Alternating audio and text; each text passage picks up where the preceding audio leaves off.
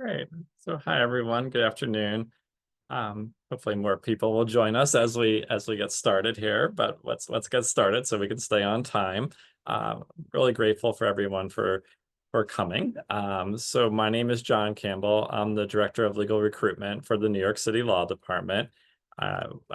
We have a wonderful panel of very dedicated public servants here today to talk to you about careers in New York City government. Let me have the panelists all introduce themselves. If you can all, panelists, if you can all share your name, your title, what agency you're currently at, and other agencies that you worked at previously, if that's the case for you. So maybe we'll start with Maka. Good afternoon, everyone. My name is Maka Ejebe. I am a Deputy General Counsel for the New York City Council in our Office of the General Counsel. So for those who don't know, New York City Council is the legislative branch of the city. We are an independent co-equal branch. And I have been here for about 3 years. Before that, I worked in the law department in the appeals division. And awesome. Hi, everyone. Good afternoon. My name is Asim Rahman. I'm the Chief Administrative Law Judge and Commissioner at Oath, which means I run Oath, the Office of Administrative Trials and Hearings. This is a mayoral appointment, and I've been here since the beginning of the administration. Oath, for those of you who don't know, is the city's independent and central administrative law tribunal. So if there are members of the public who get enforcement summonses from a city agency and they want to fight it, they come to Oath, we give them a hearing. If there are members of the city workforce who are facing discipline and want a hearing, they come to Oath. If there are parents who have children in the DOE system or outside the DOE system and the students have special needs and the parents do not believe they're getting the right services from the DOE and they want to challenge it, you come to Oath for a hearing. So we have a tremendously diverse mandate, but our job is to provide access to justice and fair hearings. Prior to this, I was at the law department where John is right now. I was chief of staff, so I was in the executive team of the law department for a few years.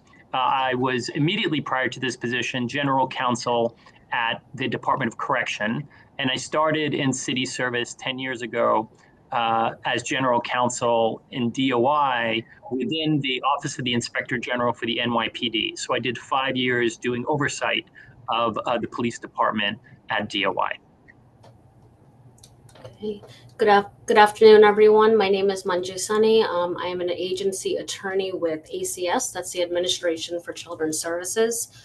This was my first job out of law school. I've been here about now just hit 13 years. I worked in Brooklyn and our Staten Island offices. In this capacity, when I first started, I was litigating the child abuse and neglect cases in both Brooklyn and Staten Island family courts, and I was a supervisor there. I left the agency in 2017, and I was served as a court attorney to Judge Allison Hamanjan in both Brooklyn Criminal Court and Brooklyn Family Court, working on the child protection cases. And since 2018, I've been working as a legal trainer at ACS.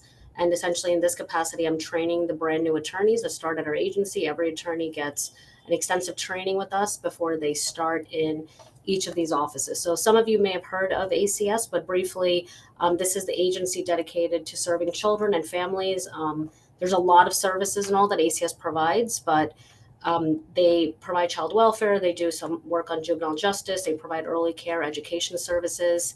And it's really about protecting children and also at the same time empowering families, while at the same time respecting the rights of the parents and the families that we are working with. So I'll get a little bit more into what the legal positions would entail, but that's overall what ACS is tasked with.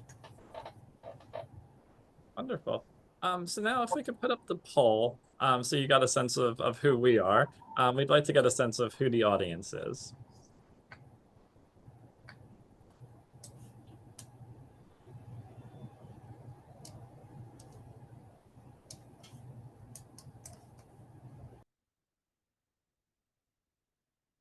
And if there's one of these, like maybe you're not yet admitted, but not a 2024 grad, whatever you think is best appropriate, best next thing to who you are, pick that, please.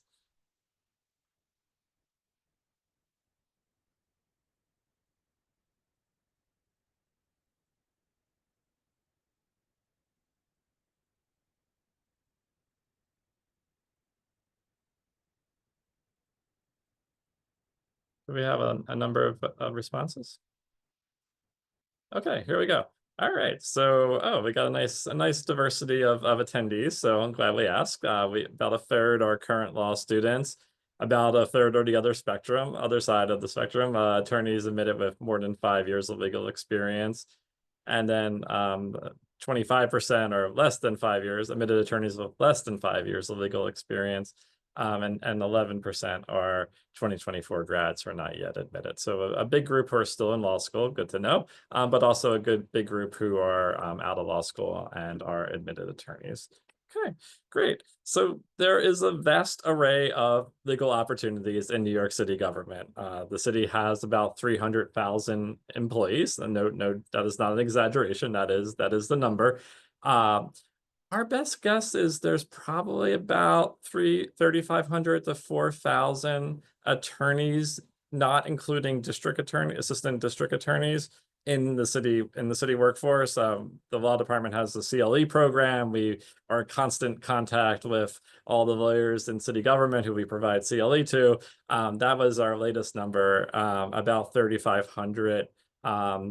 800 are at the law department, and about 2,700 or so are outside of the law department. So there are a lot of different lawyer roles in city government.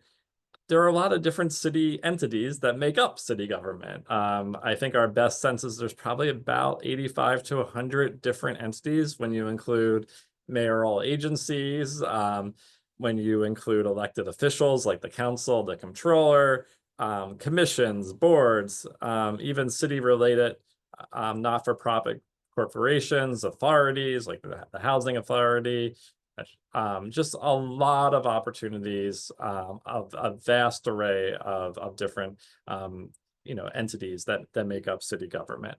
So now I'd like to go back to the panel, and if we can go in the same order, we'll start Maka, then Asim, then Sunny.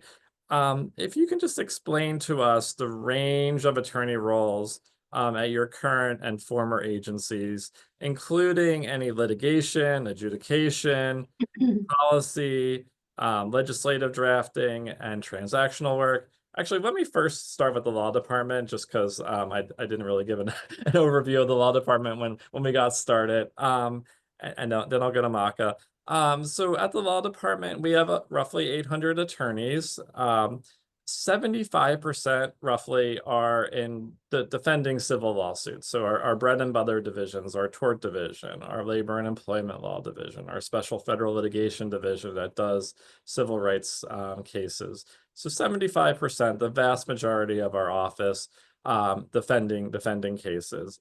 About 5% of our office is in our affirmative litigation division, so city as plaintiff, so bringing cases on behalf of the city.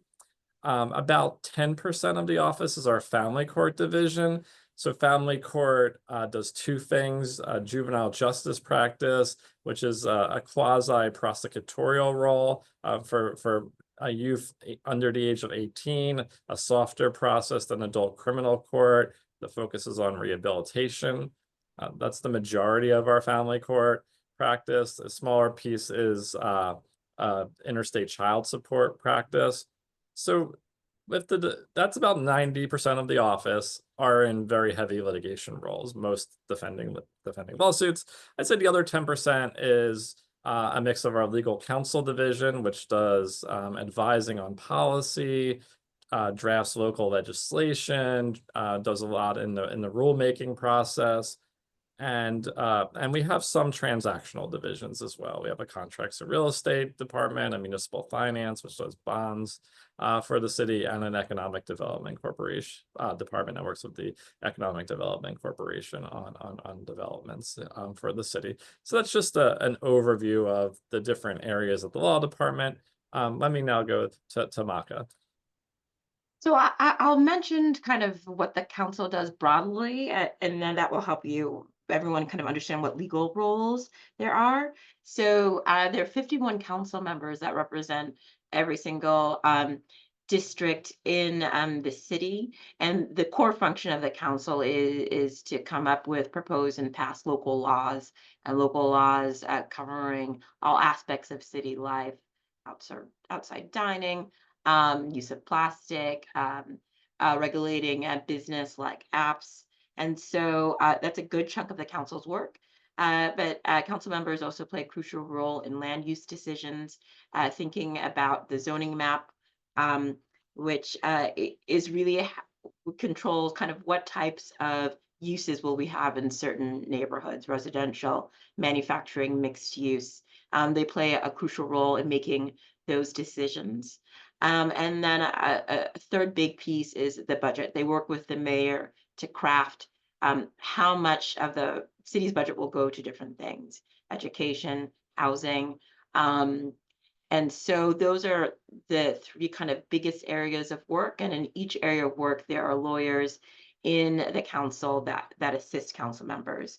So I would say there are maybe roughly 60 lawyers in city council. The bulk of them, about 40 of them, are in the legislative division.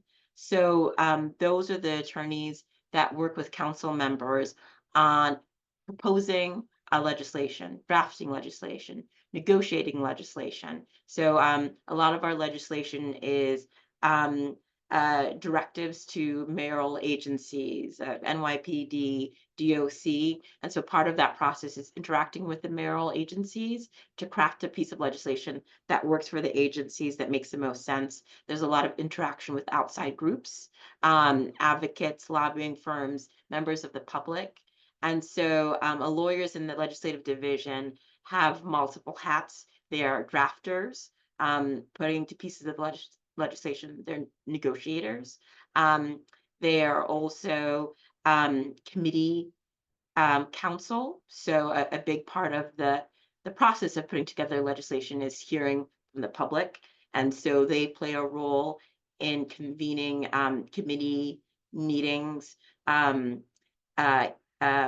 controlling like First Amendment questions in terms of members of the public and their interaction with the council. And so that's what the legislative council folks do. And then there are people in our land use division who work with council members on the map, the environmental review process, elements of land, like landmark development and design and preservation. And so we have a handful of attorneys who work with that division. And then we have a finance division who work with council members on developing the budget. So there's a lot of interfacing with the Office of Management and Budget, which is a mayoral agency that works with the mayor on developing his side of the budget. The way that the budget process works is that the mayor proposes a budget, the council responds, the council has hearings, and there's a back and forth negotiation between both sides. And during that process, our lawyers play a crucial role in helping develop financial forecasting, making sure that there's compliance with the charter on the budget negotiation process, and helping pass bills relating to the budget. And then my office is the Office of General Counsel, and we are the in-house lawyers for the entire council. So we, like most general counsel offices, we do a range of things. We do employment, we do FOIL, which is Freedom of Information Law. We do retention, which is a requirement that all city agencies and the council has to maintain city documents. We have a very robust ethics and compliance team because we have the largest amount of elected officials in the council, 51, and they're all obligated to follow the portion of the city charter that deals with conflicts of interest. So a big part of our role is advising council members on making sure they understand the city's conflict of interest rules and obligations, which are about reporting and also about making sure personal and private work is separated. And then my role, because I come from a litigation background, I oversee the council's litigation portfolio. So the law department, they are our in-person litigators. They're the ones going to court, drafting the briefs. But I work with a law department attorneys to make sure that the council's opinions are considered, and especially when there's a challenge to a local law that the council passes, we play a really important role in making sure the law department understands our perspective and what happened during the legislative process. On occasion, the council also will start their own lawsuit, and so our office handles that. And so I think that I've covered the main role. So you can tell it's any type of litigation we do is more, for the most part, although I personally had an oral argument earlier this year, but for the most part, it's working with the law department on litigation. The biggest piece is legislative drafting, policy work, and I transactional work a little bit with our land use folks, and we do have a few folks who do contracts. So I think that covers it. Great, thanks, Maka. Wow, that was really fascinating and really interesting. I was like, I don't have the ability to do like a little exploding confetti thing, but I thought that was a great summary. Okay, so Oath, where I work, we are a administrative law tribunal. For those of you who are law students, if you haven't taken administrative law, we're not talking about the third branch of government, the state and federal courts. We're talking about tribunals that are in the executive branch. So in the federal system, you've got your Social Security tribunals and your immigration courts. And here in New York City, you've got the tribunals that used to be in the agencies and then were pulled out, most of them, so they would be centralized in this place called Oath.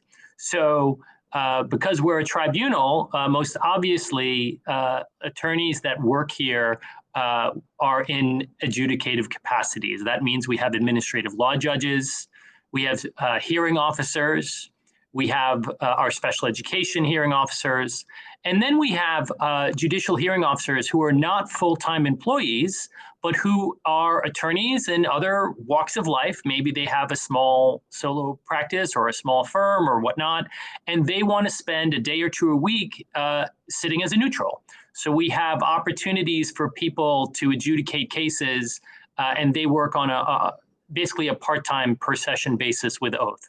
So if anyone is interested in just being an adjudicator, but you don't want to totally jump into full-time government just yet, being a judicial hearing officer at Oath is a great way to do it. So first and foremost, we have lawyers here who are administrative adjudicators. We also have law clerks. So there's a team of law clerks here who support the judges, similar to estate court chambers. We have a pool of ALJs here who have all sorts of interesting research questions for law clerks, and the law clerks research those decisions, those questions, write memoranda, help with conferencing of cases, and other tasks as well. In addition, we have a general counsel unit here at Oath, and that's similar to what Maka was saying at Counsel. Almost every city agency that's of a certain medium or large size is going to have a general counsel unit. And as was just described, they're going to handle the kind of day-to-day legal needs of the agency, whether it's employment matters or whether it's transactional matters or ethics-related questions, or specific to that agency, mission-related questions. Is it in our jurisdiction to do X, Y, and Z things? And that's largely the lion's share of the attorneys that we have here at Oath are either in our general counsel unit or in these adjudicator roles. And of course, there are attorneys here who are in different roles, in leadership roles, et cetera. But that's where most of them are. As for prior places that I've worked, at the Department of Correction, most of the lawyers who are there are either in the general counsel unit, so that's similar to what we were just describing, or they are in the trials division. And at the Department of Correction, there is a separate unit outside of the General Counsel Division that is a trials division that handles the disciplinary cases related to correction officer and other uniformed staff who are facing discipline. So they are the disciplinary prosecutors for the agency. Earlier, I was at the law department. John already explained that to you. And at the Department of Investigation, there are many roles for lawyers. They also have a general counsel unit that handles, as we said, the kind of standard tasks that GCs do, as well as things that are specific to DOI. But then many of the inspectors general at DOI are themselves lawyers, and members of their team are lawyers. So these are lawyers who are playing an investigative role.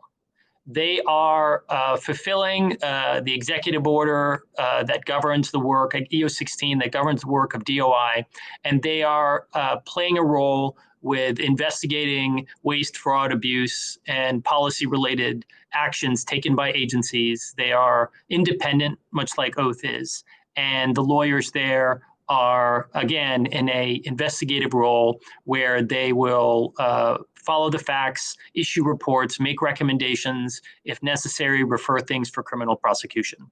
So those are some of the roles that lawyers are in at the agencies where I've worked. That's awesome. Sorry, my button just froze for a second. Sorry about that.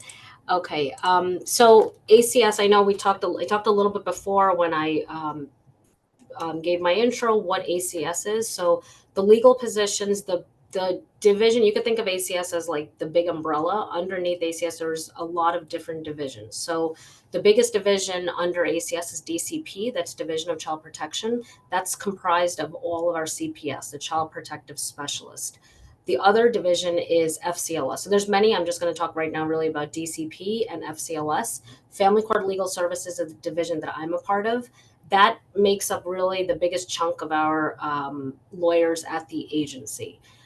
I'm going to talk in great detail, not in great detail, a little bit more about that specific division, but I want to just give you an overview about what general counsel is. So general counsel is OGC provides legal representation, advice to our commissioner. Also, they give advice to all the divisions of ACS. So they ensure compliance with court orders, legal regulatory mandates. They also work closely with the New York City Law Department in certain areas as well. So under general counsel, there are the business law unit. We have attorneys in the educational law unit, and also a couple of other areas such as FOIL request and things of that nature. Most of our attorneys that, especially most of our attorneys that are starting with us, they could be coming straight from law school. That's what I would probably say most of our classes are made up of. But we also welcome people who have years of experience or are looking to transfer into city government. So the attorneys that are making up the biggest chunk of the lawyers at ACS come to FCLS. So that stands for the Family Court Legal Services, and we represent the agency, ACS, in family court. With that, we have a lot of court cases that our attorneys are representing the agency in, but I would like to indicate that the amount of cases that actually get brought to family court is a very, very small percentage of the overall cases that are being addressed by the agency. So when a decision is made by the agency that we need to seek a court order, and when I say court order, I'm really referring to, it's a few different things. One, we may be seeking a removal of a child from a home because of child protective concerns and we believe there's imminent danger. We may be going to court for that.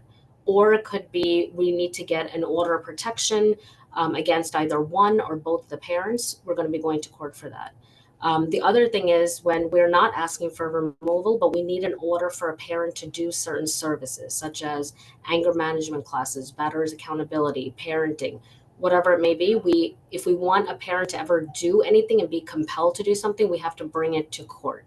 So when that decision is made, an ACS attorney, specifically the FCLS attorney, will be meeting with the child protective specialist, that's a CPS on the case, who investigated the case and is then bringing it to legal to get that case into court. They sit down together, they put together a petition laying out essentially what the allegations are being brought, and they appear in court.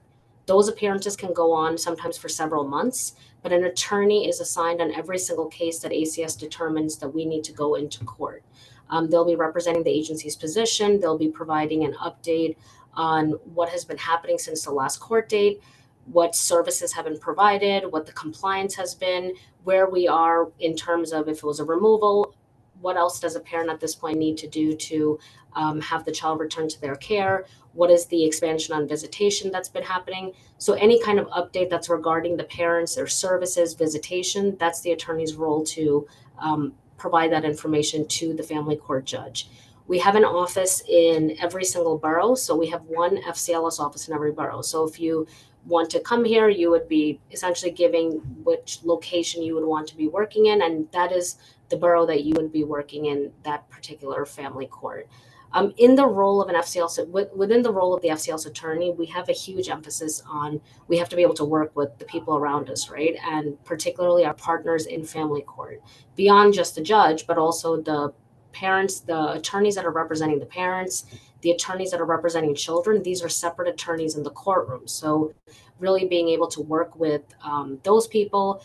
Our attorneys are regularly putting on witnesses. They're putting on, they may have to call doctors on their cases. They may have to call NYPD officers, medical personnel, all different types of witnesses, perhaps a parent even on a case. So that is where most of our attorneys are set up when they're coming to ACS at the FCLS division. But like I said earlier, there is a whole general counsel's office that has a lot of other legal positions as well. It's not as many as FCLS, but I would say that most of our attorneys are starting, at least, they do start with the FCLS office. So as you can see, plethora of many various opportunities in city government, ranging from, counseling to litigation, family court to administrative law practice, legislative drafting. The law department, we're in state and federal court. So just anything you can imagine, opportunity-wise, the city has to offer. And we'll get into the nuts and bolts of, how to apply for these positions and advice that we have for identifying these positions as we move further along in the program. But right now, I'm going to ask the panelists to all share with us, why public service? Why do this kind of work in public service? So what does public service mean to you? And what are your reasons for wanting to serve? So maybe I'll start with Sunny, just to go in the reverse order this time. Thank you, John. So for me, public service, when I was in law school, I knew that I wanted to have a role in public service. I didn't know at that time it was necessarily going to be in city government, but I wanted to get into the field of public service. And then I took a class in law school, and that's really what brought me to ACS. I know a lot of people at my job right now that came from totally different fields. They ended up at ACS. But for me, public service really means just the ability to have a direct impact on the community around me. And I always knew that whatever role I end up in after law school, I wanted to do something that has that direct impact. And that's one of the great things I think about city work. We're able to really have an effect on, at least for ACS, I can say we have a direct impact on the lives of children and families, right? Every case that we're working with, it's not just a case file, it's not just paperwork.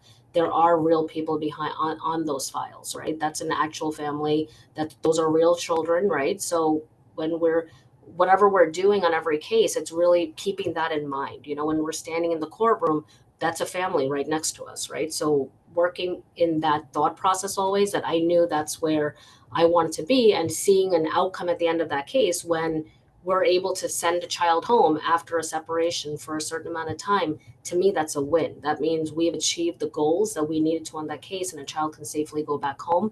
That's definitely a win for us. So I wanted to be a part of something big like that, where every case, everything has an impact. It doesn't mean that the work is perfect, but there's always room for improvement in a lot of our things that we're doing. It's not easy either, but I think it's absolutely necessary. And being part of an agency that always is looking to see what can we do better, how can we evolve, and knowing also that it's not just about protecting children. That is a huge emphasis that ACS has, but it's also about empowering families, and having that direct impact on someone is something that really meant a lot to me when I was in law school. And I feel like I still feel like that, otherwise I wouldn't be here this many years later. And that's really what helps to motivate me here every day at this job. Awesome. How about you? Sure, thanks. I thought Sunny's points about having an impact are really quite spot on, and why public service is important. I grew up in New York City. I'm the product of New York City public schools, and so I love New York City. And so it really is a privilege to work for the city. And public service is not, for me, only about kind of serving the public, but it's about serving the city. And it's a great way to be part of this larger institution. I grew up in a household where service was important, and so whether that was through your job or through other types of things, the importance of service was always there. So I feel very lucky that I have a role where I can serve through my job and also, serve the city that has given me so much. In addition to that, we're talking about legal roles here. So there's public service, and then there's lawyers in public service. And I think that's really important to underscore. Ours is a nation of laws. We are governed by the rule of law.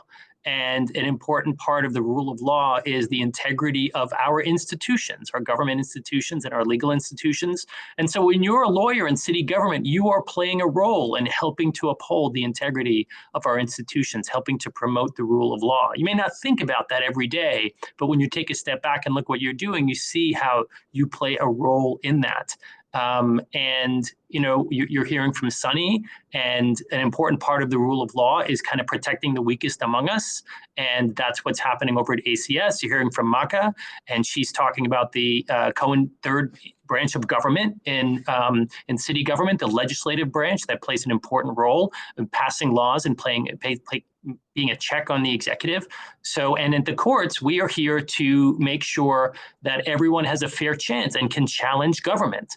And our part of our mission is to provide fair and impartial hearings. So it's my job to make sure that those hearings are fair and that we approach and our adjudicators approach the work with this high degree of ethics and integrity. So that's a lot of what public service means to me, is the opportunity to really advance the rule of law and protect our government institutions here at a very local level.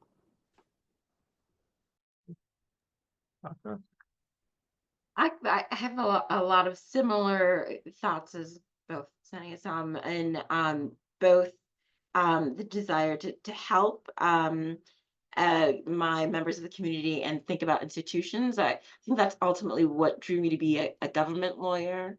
Earlier in my career, I was thinking about the nonprofit sector because I was especially in law school, I was very interested in legal clinics where I worked with low income members on housing issues, on community development issues. And that really spoke to me. But I remember sitting down and talking to someone in our career development office, and they said, actually working for the city, a lot of what the city does is help low income New Yorkers in many ways. There depends on what role you're playing, but the city does so many important instrumental things to assist. So it's not that distinct or that differentiated from potentially going into legal aid. So like the day-to-day work is different, but some of the overall mission is the same. And there's just something that personally I find very inspiring and long-term thinking about being part of an institution and improving an institution. There's just something about, in 50 years from down the road, the work that you're doing to try to help this institution get to where it needs to go has like lasting power. And I've just always been drawn to it. So I think that's why being a government attorney made a lot of sense for me. And I was particularly drawn to the council because of some of the legislation, which I find very thoughtful and focused on really assisting those in need in the city. And so it's wonderful that I get to spend part of my day defending a local law that was passed. It was at the end of last year that prevents a broker from charging a broker fee for apartment if you didn't select the broker yourself. A law that is currently being litigated, and we're very optimistic that the law will go into effect, but that will have implications for probably everyone on this call if you're going out looking for an apartment. And if you didn't pick out your broker, you won't have to pay a broker's fee. And so being able to spend part of my day working on defending those laws that I think really improve people's lives, I find very fulfilling. Great. At the law department, we talk a lot about what does it mean to be a government lawyer? What are the special obligations of government lawyers? Judges definitely expect more from government lawyers than they do private litigants because we represent the city, and oftentimes the person on the other side of the V, so Jones v. City, Jones is also a part of the city, right? Oftentimes a city resident. So judges and the values of our office are that we don't do scorched earth litigation tactics, right? The judges and the office, the expectation is that we zealously represent our client, the city of New York, but we do it in a more balanced way. And judges often look to the assistant corporation counsel for an objective view of the facts, right? An objective view of the procedural history of the case, because the judges expect the government lawyer to be on the up and up. And that, I think, is a reason why a lot of people stay at the law department for a long time, if not their entire career. A good piece of their career is they really enjoy that work as a government lawyer, and certainly people move on to other positions in government where they get to continue this work, where you get to do to think about the right outcome in cases and to practice law at a very high ethical standard. Great.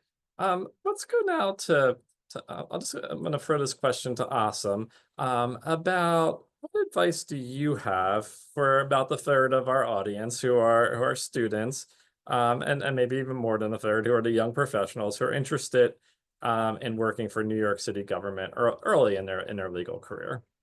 Sure. Well, as John said earlier, there's about 300,000 city employees, which makes the city of New York the largest employer, the largest single entity employing people in the city. And so the city of New York is a large and complex place. This is a copy of I don't know if you can see with my blurred screen. No, you can't. So this is a copy of the org chart of the city of New York. And you can find it on the New York City government's website. Let me see, there you go. So this is the org chart of the city of New York, and it's lots of agencies and it's lots of offices, and there are lawyers throughout there. And so it is not just the case that, as you heard today, that lawyers are just in one or two different places. If you have a keen interest in litigation, then law department's a place you can think about. If you have a keen interest in criminal justice work, well, then you have the DA office and, of course, the public defenders.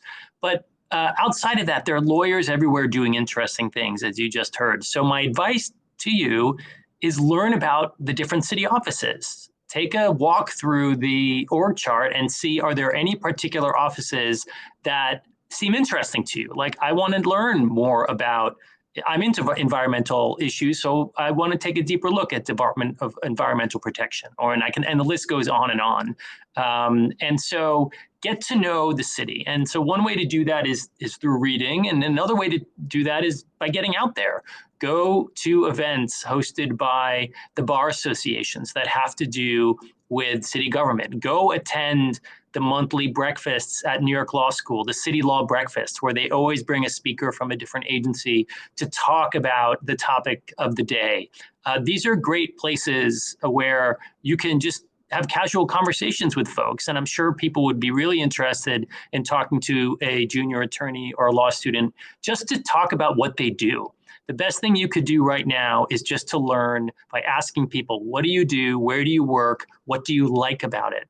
And that would be my advice. We'll talk later about how you apply for those jobs, but you really need to figure out a little bit of where you want to go. And you're not going to figure that out unless you start having those conversations and just start learning more about city government.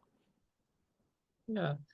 And definitely there's obvious, I think, choices. Like if you're interested in zoning, like the Department of City Planning, okay, obviously they do zoning, but the more you dig into it, the council has a very big role in the zoning process. And there's a number of lawyers who work on that at the council. Oh, and then the law department has an environmental law division who does a lot of environmental review cases that come up. And our administrative law division also does a fair amount of zoning work. So, thinking about the issues that you're most interested in, and then there's probably an easy, a city agency that might be clear, but keep digging, because you might find that there are roles beyond that initial agency, and put on your investigative hat as a law student or young lawyer, and talk to people, and do the research and figure it out. What about the other end of the, or not the other end, but what about for experienced professionals who are interested in transitioning from private practice or other career paths into city government? I know you did that, Maka. What advice do you have for people in that situation? So I started my legal career. I clerked. I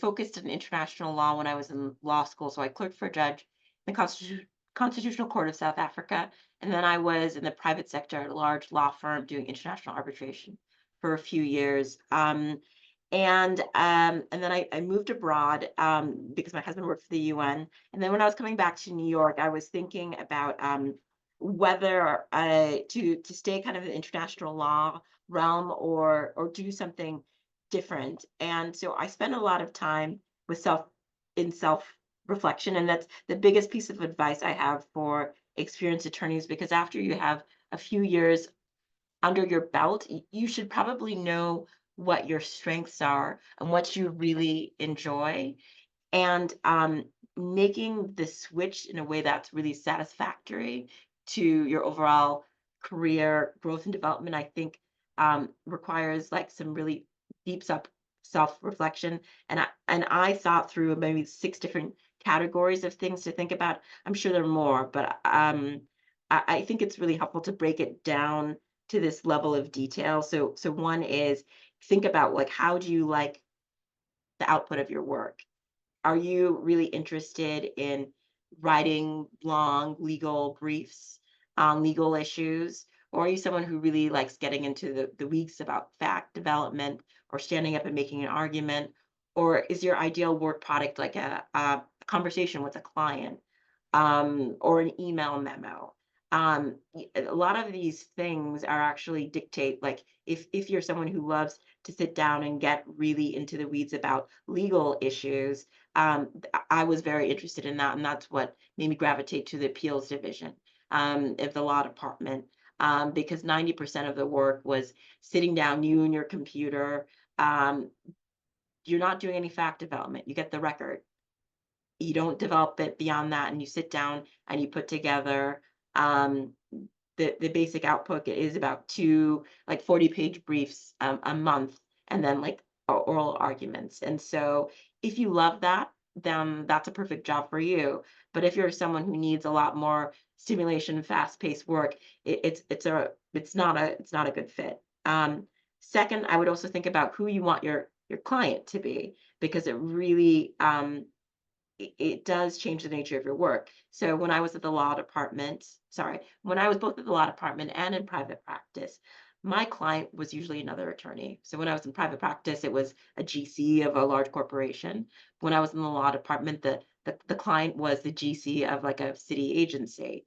And the way that you speak to another lawyer, the way you deal with another lawyer, is very different when dealing with a layperson, which is what I do now. My clients are the Speaker of the Council, other council members. The way that you need to break down and explain legal issues is very different. The way that you need to write an email communicating what's going on is very different. It's a different challenge. It's a different type of work environment, and thinking carefully about what you like will help you decide the right position. The third axis of thinking is, what type of deadlines do you do best with?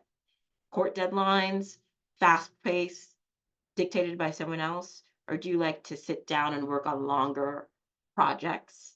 Or do you like to do that longer projects where you and your manager can kind of set the deadline? Or do you like short turnarounds? Another piece is, how do you like to interact with your colleagues? Because certain offices will allow for advancement and certain ones won't. So there are a lot of people in certain jobs who are they will work basically as an aligned attorney their entire careers, handle their own cases. They will but they won't really supervise. Then there are other possibilities to supervise 1 or 2 folks. And then there are other opportunities to manage entire teams. And managing people is something that I've always been interested in.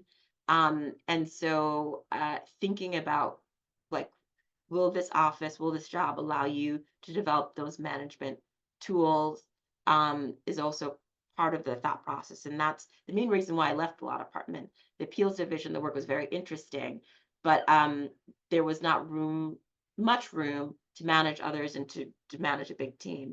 And coming over to the council, I came over and I'm now managing a group of junior attorneys. And the last thing to think about, which is probably the most obvious, but is about like the mission and the mission of the entity. Is that something that excites you? That's also a big factor. So I will put in a big plug for informational interviews to help you.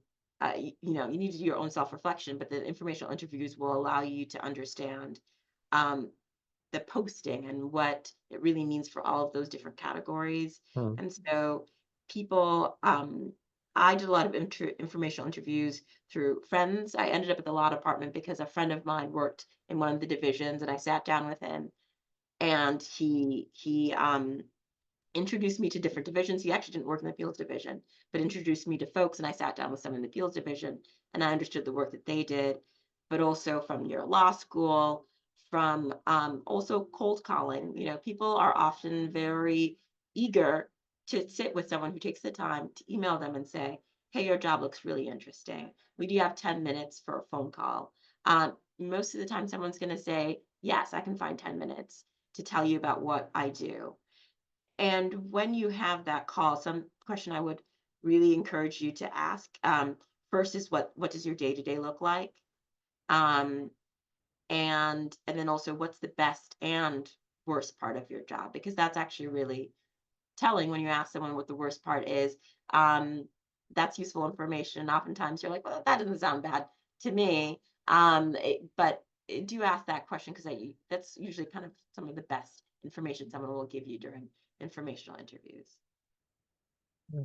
Yeah, that's great advice. I totally agree with all of it. The law department, we have on our website what we call the Attorney Ambassador Directory. So you can sort it by law school, and see lawyers who have put themselves out there at the law department to talk to you about careers here. So you can sort it by law school. You can also sort it by division. And maybe sometimes there's that perfect alignment. It's like, oh, this person went to my law school and in the division that I'm interested in.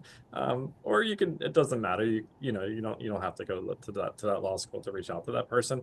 And those conversations are really fruitful because they get you more information about the office. And oftentimes the person will communicate that to me or communicate that to division management. Hey, I spoke to this person, I can't vouch for their work, but they seemed really interested. They had really good questions. And that's a help. That's a little thumb on the scale in the interview process that you took the time to talk to somebody to get to know the position more. And after that, you apply. All good things. Let me go to Sunny with my next question, which is, can you give me a specific example of how your work has allowed you to have an impact? Thanks, John. So a few years ago, I had a case where a child was ordered by the court to be placed into foster care. And the father was who was the respondent on the case, which is the person who we allege neglected the child.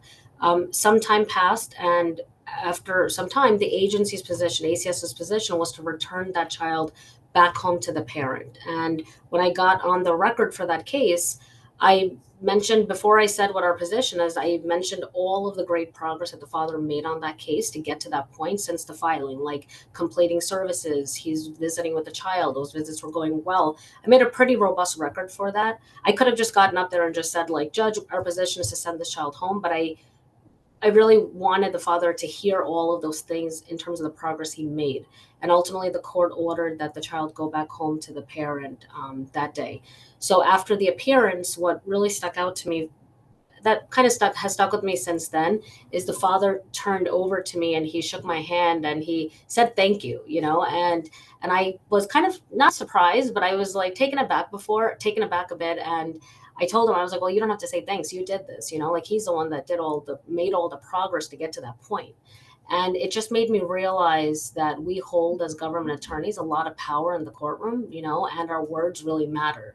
So when we're working from like a place of empathy, a place of respect, and I emphasize that to all of our new attorneys that start, it doesn't matter what the allegations are that we are bringing against a family, we always have to be respectful, and everybody deserves that in the courtroom. So that interaction really stuck out to me because I think at the beginning of that case, understandably so, the parent didn't have, maybe the best way of looking at the agency, but those words, I think, kind of changed his way that he even viewed the agency. At least that's the view that's the perspective that I was operating from. So it was a really powerful moment for me, and it just made me realize that, again, words really do matter, and we're not just there to say what a position is, and we're not there to just give bad facts about what a parent is doing or not doing. We're there to give the full picture, and when they have done what they needed to do and address the issues that brought a child into foster care, that has to be mentioned on the record, and I think our goal always is,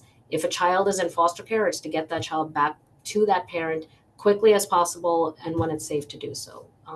So that interaction really did stick out to me. Awesome. Maka, would you like the opportunity to share an example of you having an impact, or we can move forward because we have other ground to cover. I just wanted to pause and give you the option. So when I first got involved in city government, as I mentioned, I joined the Office of the Inspector General for the NYPD. This was a new office that had been created by the City Council that strengthened DOI's mandate to oversee the police department. And I accepted the job, and sometime between the interview process and my first day, there was a now all well-known incident of a police encounter on Staten Island where Eric Garner ended up losing his life. And so suddenly the issue of police and community and police conduct was really at the center of the conversation in New York City. So it was an amazing opportunity and privilege to work in government on this goal of improving the police department. And while I was there, I had the opportunity to work alongside a fantastic, diverse team of people who brought different skills to the table. And we were able to issue reports that resulted in changes regarding the use of force policy at the police department, how the police department engaged in surveillance of various communities, as well as a report that I worked on about mental health and officers, and what more the agency can do to support officers who are undergoing mental health challenges, and to lift the stigma that's often attached when it comes to mental health. So that is not the same type of real personal, like right there with the individual impact that Sunny was just talking about. It's a different, more systemic level impact. And those are among the different type of impacts that you can make as a attorney in city government. Maka, do you have an example? I will say that currently the city council has passed a piece of legislation that really expands the access to the voucher program, the rental assistance that would allow low-income New Yorkers to pay for rent. And so it's a local law that is very important to helping keep people out of homeless shelters. And so it's an honor to work on that, a defense of that law. So I would highlight that. And then I would also say, when I was at the law department, there were a number of different types of cases that were really meaningful to work on, including climate change, litigation. And so the work of the appeals division, although I'm not there, I can't speak highly enough about the variety of the work that office does. It's a generalist position. And so we had ACS appeals, we had torts. And so for anyone who really likes appellate argument and drafting, it's a really fantastic opportunity. Great, great. Okay, so we heard about a lot of the many different opportunities that exist in the variety of positions. We heard about the ability to have an impact and in different ways, working with individuals, working on systemic issues. Let's get now into the nuts and bolts of how do we get one of these city jobs? What's some advice that we have to look for jobs? So tips and tricks, as they say. So I'll start with this one. I think, the best resource is nyc.gov/jobs. Not every city entity is on there. The council isn't, but the controller is. So there's probably some rich history as to why folks are on, why agencies are on, why are not. But a good number of city jobs are on nyc.gov/jobs, or if you just Google NYC jobs, you'll get that immediately. It's on the Smart Recruiters platform that the city contracts to use. I looked recently in the legal affairs category. There were 296 positions. Not all of those are attorney positions that are currently posted. Some are paralegals or investigators that work with attorneys, but a good percentage are attorney positions. You can sort by agency. So you figure out like, okay, these are this is the work that I'm most interested in. Let's filter by this agency or a couple of agencies, narrow down that list of jobs. One good thing to know about too for the folks who are not yet admitted. So if you're a law school grad but are not yet admitted, there's a city civil service title, agency attorney intern, E, with an E at the end. I'm not sure if the E is silent or not. That's every city government, every city employee has a civil service title. And this agency attorney intern is for folks who are not yet admitted to the bar. It has a 2-year tenure, maximum tenure. So and the idea is it's a position that you hold until you get admitted, and once you get admitted, you can transition into an agency attorney position for the most part, which gets a higher salary. And you wouldn't be qualified for that agency attorney intern because you're not yet admitted, but the agency attorney intern is a good position that people don't really know about. And so I looked online the other day. There are about 20 agency attorney intern positions at a variety of agencies doing a vast array of different work. Everything from the Commission on Human Rights Law Enforcement Division, which is basically the city's version of the EEOC. They enforce the city human rights law, to the Department of Buildings, doing some kind of, I think it was kind of building code advising work. HRA, Human Resources Administration, has a lot of attorneys. Probably about 150 attorneys are in-house at HRA in a variety of different roles. So if you're not yet admitted, that's a really good, I think, tip is to look for that agency attorney intern position. For folks who are admitted to, look at those positions for attorneys. Secret that I'll share is organizations spend a lot of time on job descriptions, more than I ever thought, right?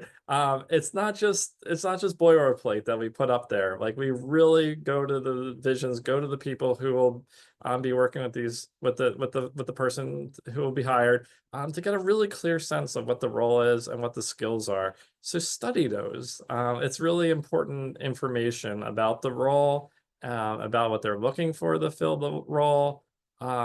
And yeah, it just gives you a lot of good information about that. Those are some tricks and tips that I have. I just want to open up to the panel. Anything that any tips or tricks that you have that you'd like to share with the group? So I'll just post in the chat. we currently have 3 open positions at City Council or position jobs. Because we're not a mayoral agency, I think that's why we are not on the city job posting. You have to come to our own website, so I'll just post our positions now. I'm going to do the same because I think that's the best way for you to see what we currently have. So we're currently hiring at ACS to fill our fall 2025 class. So if you are a 3L or if you finished law school and you're looking for, like I started at ACS about 8 months after I graduated law school. So you don't have to be straight out of law school. If you have a few years of experience, you can still apply. The first position, like John said, is agency attorney intern. That's the link there. Also, we have agency attorney level 3. So that's a supervisory position. If you have some experience, we just recently hired somebody that came with several years of experience and she went straight into a team leader position. So those are the 2 links there. And once you're actually selected for an interview, we also offer opportunities to observe in family court just to give you a better idea of what the job is going to entail before you even start in the role. One tip that I'll give, which is more of a don't as opposed to a do, is don't submit a cover letter with your resume that is for a different job. And try not to submit a cover letter that is generic. Like, it's okay to say, dear hiring manager, but don't say, dear hiring manager, please accept my resume for the open position. The people who are reviewing these, and don't apply for a position that you're not qualified for. There's a equalizing element of having these all posted online, and that's often that a lot of people can apply for them. And the people on the government side who are reviewing applications and resumes, when I talk to members of my team, invariably there's a lot of people who apply for a role that have that say they click the button, say have the minimal qualifications, but they're applying for a legal role, they don't even have a JD. Or they're applying for kind of an IT role and they don't have the requisite background, which are the minimum qualifications on the job description. Every job description has preferred skills, and that's fine if you don't meet those, but minimum qualifications. Because you may think you have a great resume, but I can tell you that the folks who are doing the hard work of vetting all this, if immediately they see that you don't meet the minimum qualifications, they're probably going to put you over to the side. If immediately they see that you have on your cover letter applied for job A, but what you wrote about is job B, it shows the reader that you don't really care. And they're going to put that to the side. And the more generic your cover letter is, the less helpful it's going to be. So I know that when there are that many jobs that are open, it can be convenient to sometimes generalize and submit things. I've seen things where the cover letter, it's clear that they typed in the job that they wanted, but they did it like in a different color and a different font. And when we're talking about attorneys, I'm sure my colleagues will agree, there's no substitute for attention to detail. Part of what we're looking for is people are smart lawyers, hardworking, but also who have strong attention to detail. So you are better off putting in 5 carefully done applications than you are putting in, like, cover the spread, 30 kind of medium effort applications. Totally agree.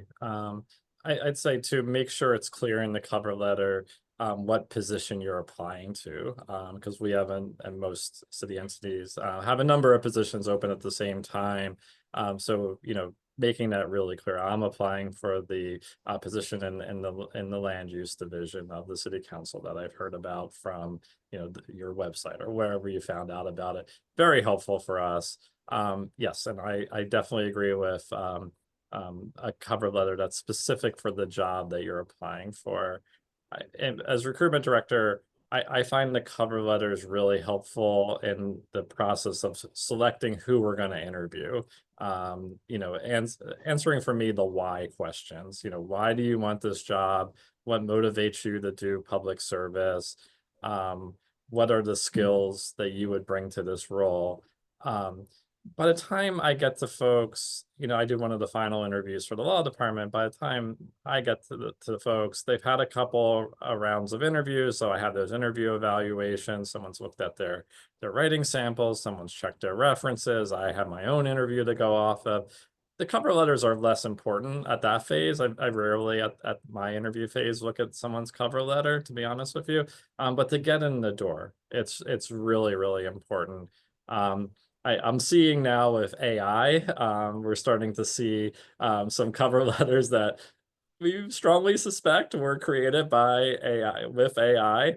And what I'm seeing is people are pretty good at editing the beginning of the cover letter, but then it's at the bottom, towards the end of the letter, where where you can tell that they just kind of stopped, doing as much of a review, and you'll see some kind of language choices that are just not, common for for a cover letter. So cautious. I think lawyers in general are very cautious about AI. I think nothing, to Asim's point about attention to detail, and I think for public service as well, especially, we want to know, like, what is it about the mission of our organizations that is attractive to you, and that has to come from your heart. And we can tell pretty quickly, I think, when something, is AI driven or just not, as real as it should be. So those are some advice for, what to consider when applying to positions in city government. Sunny, Maka, do you have anything to add on what to include when applying? When applying or the interview, John? We'll get to the interview next. Okay. Yeah, when applying, just tailor it as much as possible, because now everyone knows that all of these AI tools are out there. I think it can be a little dangerous, when we're not showing our true self, and that's your first, it's like almost like a marketing pitch, right? You have that's your first thing to get in the door, and you really want to try to show who you are in that page. And when something is from, I don't know, ChatGPT, I think, or something, or one of those tools, it's very easy to tell. So I think we would probably automatically just kind of knock that out. That's not going to be one of the people that we're looking. We're really looking, who are you in this page, and why do you want this, and the real demonstration of why you want this particular job. So try to capture that in that letter. And I'll just add, I treat it as a writing sample. So how persuasive are you? Sometimes we're looking for someone who can persuade and write in, and are you persuading me in that letter? And then of course typos. You want to make sure they're not. Good. There's an interesting question in the question and answer piece here. Do you have any recommendations related to JD Advantage roles, or roles in which we do not actually practice as a lawyer, but in which a JD is a preferred credential? Any thoughts on this, panel?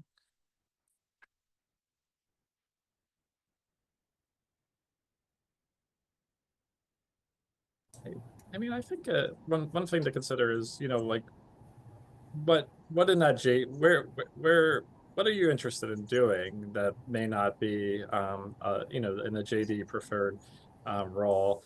I talk to a lot of people as recruitment director who are interested in being recruitment or being in HR. When I was in professional development at the law department, I could probably get about 5 phone calls a year from lawyers all across all kind of different positions, asking me to informational interview, how do I get started in legal professional development? So if so that's clearly one area. And I think look for those kind of jobs that are posted, do informational interviews, reach out to folks who are in the positions that you're most interested in, and ask them how they got their start. Also in city government, there's a lot of policy work that is done where it may not be litigation policy, where a JD would be helpful, but not necessary. It's not a required skill in the job post. Look for the jobs that would be interesting to you. Again, network, talk to folks who are in those positions. That's some ideas that I have. Cool. Career services, I know at law schools too. A plug for my friends in career services. Some schools have folks who are, just their focus is JD preferred. A lot of schools have folks who focus on government and public interest. So they might be able to talk to you about roles that you know, that may not be practicing law or a traditional attorney role, but you know, also available to you. Okay, let's get to the interviewing now, Sunny. So what advice do you have when people go for interviews and for New York City government jobs? I would say do your homework right before you get into that interview. I've interviewed a few candidates that, you know, I could easily tell in the very beginning that they didn't do the homework. And by doing the homework, I just mean the basic thing of looking at the website, see what wherever you're applying, look what their mission is, the principles, what current projects are currently going on at that agency. Show that you've really just done that work, right? And understand, I know Maka had said before about the client, right? Understand who the client is. Because there's been many times that one person, for example, said that they were excited about representing the children, and we don't represent the children at ACS. You know, we represent the commissioner of ACS. There's a separate attorney for representing the children, right? And that's pretty clear on our website, I would say, you know, so I would say just do your homework and really, again, try to bring your true self to that interview and lean on also experiences that are not only legal experiences. You know, to do the work, at least I think in all of the roles that have been talked about by my co-panelist, I think there's a level of patience that is required for many things. When you're doing heavy litigation, you need to be able to show multitasking, handling difficult situations, having difficult conversations, negotiating, all of these things. Sometimes non-legal experiences can be essential. You know, whenever I'm interviewing somebody and someone tells me about their experience as a waiter or a service representative, something like that, I love that because that's a job that really requires a lot of patience and dealing with difficult situations. So I know that's somebody that can easily translate that into working as an ACS attorney. So think about what other past experiences, not just your, you know, legal experiences. Awesome. Do you have thoughts on this? Yeah, I echo everything that Sunny just said. Just a couple of other points. One is you're going to want to know why this role. It's on top of doing the homework. If they ask you, and they probably will ask you, why are you interested in this role, or why should we select you? You should be ready. I've had a number of interviews where people kind of stumble at that question, but you should be ready to talk about both why you like this role, and that might be tied to why it's exciting for you, what you're going to get out of it, but also what you bring. It shouldn't just be all about what you're going to get. It should also be about what you bring. If you are a strong interviewer, great. If you're not, then work with some people you know. Have them mock you, because the qualities of a lawyer are very much tied to communication, written and oral. And if you are going on and rambling and you're all over the map, that's very different than having a kind of concise, tight answer where you answer the question and maybe pivot to something you want to make sure you work in. Know before the interview starts, know the couple of points that you want to make sure you get across. And if the interview is coming to a close and you haven't had a chance to make those points, find a way to get them in. Have questions. I'm often surprised when I was more of the frontline interviewer. I was often surprised when the people who I met with didn't have any questions, even the question of what do you like most about working here. And now that I'm do more of like the second level interviews in my role, when people don't have questions, it's fine, because usually the questions they have were asked and answered in the first round. And they tell me that. I said, do you have any questions? They're like, I had somebody ask so-and-so and they were answered, and I'm usually okay with that. There's something out there that a lot of interviewers follow, which is a structured interview process. And what that means is that the hiring managers and individuals who are interviewing you are basically asking the same set of questions of every single applicant. It leads to a less tailored discussion, but it also makes sure, it helps ensure fairness with respect to what's being asked. So if you do feel like the questions sound a little canned or generic, don't worry, it's not about you. Just answer them to the best of your ability. It's not a signal as to the interview going well or not going well. It means they're probably following a structured interview process. And then lastly, if you've got bumps in your career trajectory, or you had to take some time off, or you lost a job, or something that was maybe not a comfortable moment, learn how to talk about it comfortably. I've been through interviews where I was not comfortable talking about a kind of a topic, and it showed, and then it kind of dropped my confidence. And it took me a while before I was able to get through interviews and then talk about that subject with more confidence and explain, this is what happened, and this is how I responded to it, and here's where I are now. And as an interviewer, if you see someone who can kind of talk honestly, but comfortably about a certain topic, it shows growth. And there's a footnote to that, which is tell the truth. I have, unfortunately, in my career where I've seen many resumes, I've seen resumes that have had what I've known to be false information on them because I happen to have encountered this individual in a prior job. And so even if you've had some difficult bumps in the road, be honest on your resume, find the best way that you can communicate that point out in a comfortable way. If you've made it to the interview, it means that there's something attractive about you. And now it's your opportunity to put your best foot forward. Okay. Maka, do you have any points to add on interviewing? Yes, so I would say that we in my office, we tend to hire attorneys who have at least 5 years of experience, and we are looking for people who are self-starters and can operate independently. Because our office is a generalist office, sometimes people will be asked to learn new skills, take on new projects.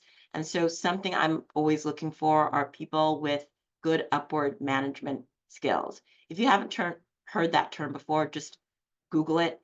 The whole, it does come from kind of the corporate world, but for me, as someone who is managing people, this is the number one thing I care the most about.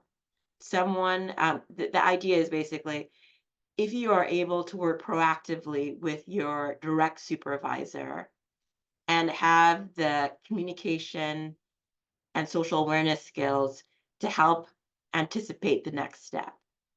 A skill like that makes you invaluable to your direct supervisor. It means that you're someone who takes the time to know how your supervisor communicates.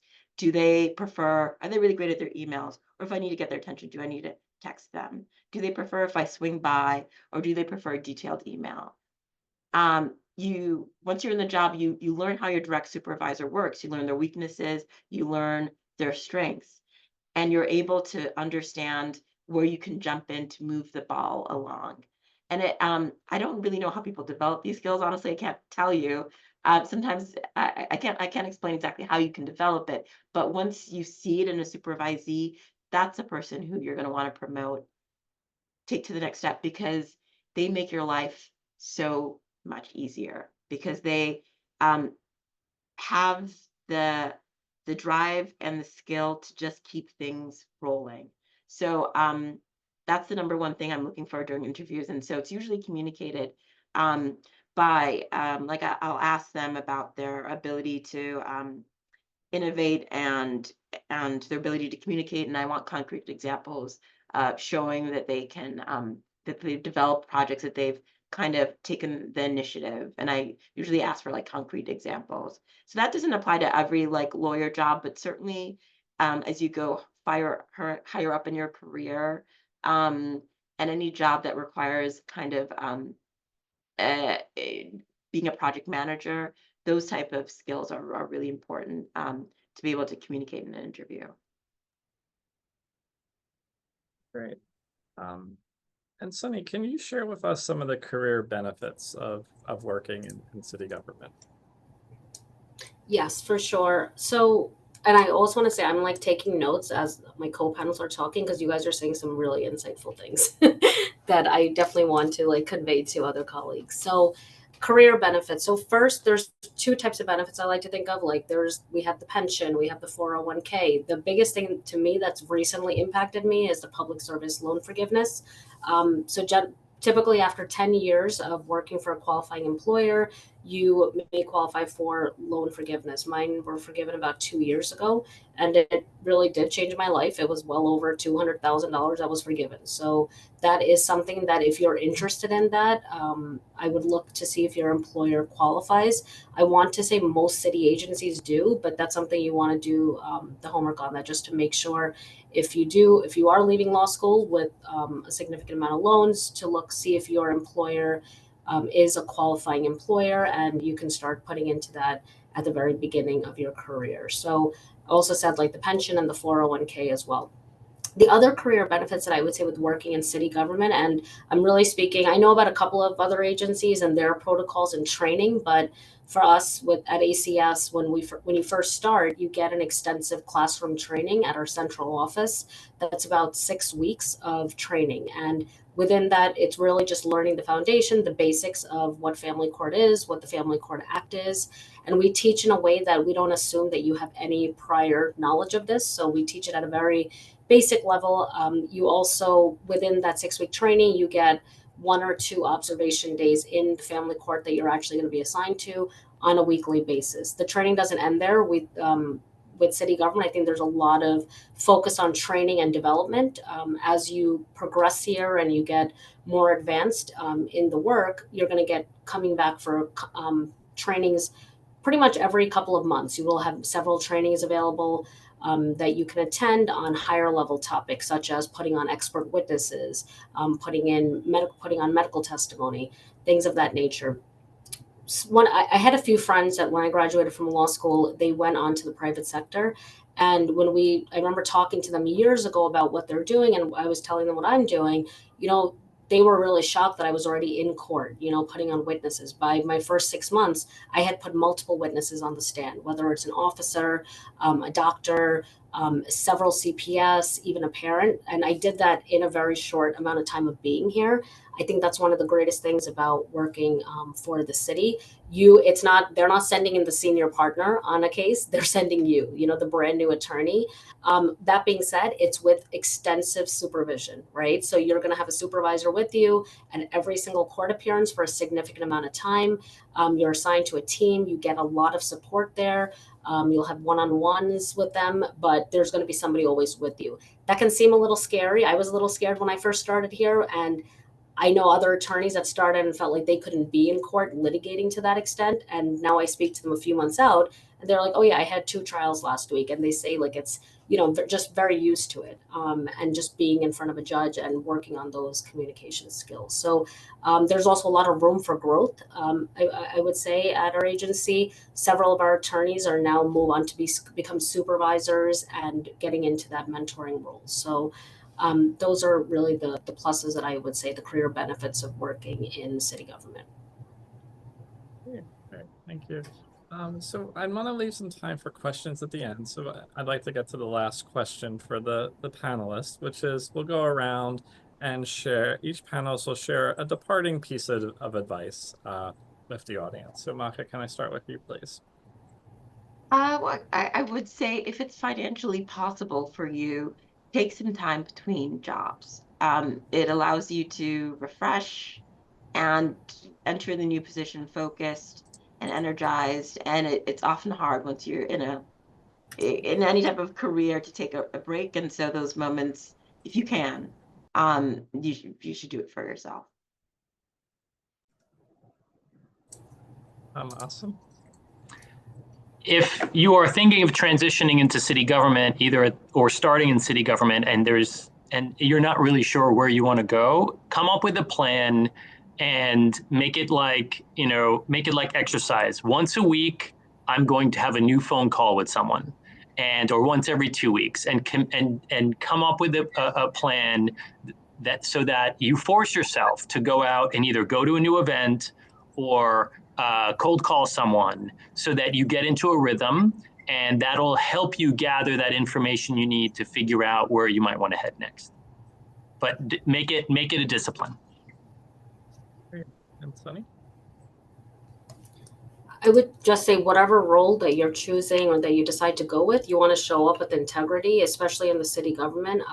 We have a role that we're expected to uphold due process every step of the way. When we interfere in, for example, parents' rights, there is a way that we have to show up with integrity and also operate from empathy. I think when you're here for a while, if you feel like you're getting comfortable and you're not really feeling that these people are humans behind that file, then you really should reconsider if this is still for you, and showing that every family we're working with deserves respect. And I echo my co-panels, definitely take care of yourselves. It's very hard to do this kind of work if you're not also taking care of yourself. Great. Thank you, panelists. So we have a couple of questions in the Q&A that I'd like to ask, and I apologize. Somebody asked a question about shadowing. I'd like to shadow a law department attorney. So I don't know what happened to it, but I couldn't respond. So I'm just going to put in the chat. This is the recruitment office's email address. Reach out to us, and we'll see what we can set up with you. So we also have a question. Let's see. We answered the JD Advantage. I'm going to leave my job as it has not been a good fit to fully devote my time and efforts towards networking for New York City government roles. Okay, great. Paying attention and taking our advice seriously. I love it. Do you have any advice for addressing voluntary gaps as I seek my next opportunity? I'll say it depends on how long the gap is. If you apply to a job and there's a gap, it's not a continuation from your prior job, I don't think it's an immediate red flag. And I think it's something then you can explain in the interview. And if it's a short period of time, you just say exactly what you did. If it's a longer period of time, it's something you may want to put up front in your cover letter to say that I was working, and I've seen cover letters that don't just say for these reasons, but I had to leave the workforce to take care of an elderly parent or things like that.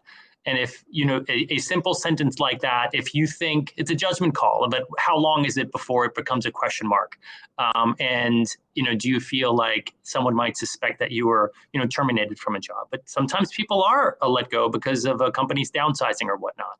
So I think that you have to kind of make a judgment call of how much to say and when to say it. But gaps happen. And I think employers know that. But be honest. So next question. I'm graduating law school next week. Do I qualify to apply for the agency attorney intern role given that I'm not taking the bar yet? Yes, absolutely. You qualify for it. Some positions, like at the law department, and I would imagine at ACS, we have practice orders that allow our attorneys to go into court.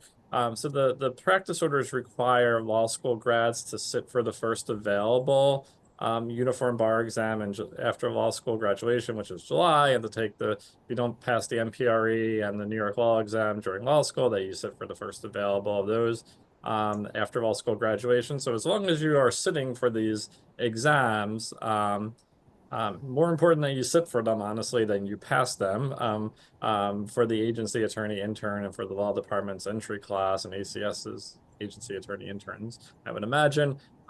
Yeah, totally eligible, and go for it. I definitely encourage you to apply for those roles. That's what the title's there for, so that people can be hired before bar admission. So take advantage of it. Okay, so I think we are pretty much right at the 2 o'clock mark, 1:59. I know there's no audio from the audience, but please join me in thanking this just wonderful, just kind and gracious panel that we have. Sunny, Awesome, Maka, dear colleagues, thank you so much for your time and for sharing your insights with us.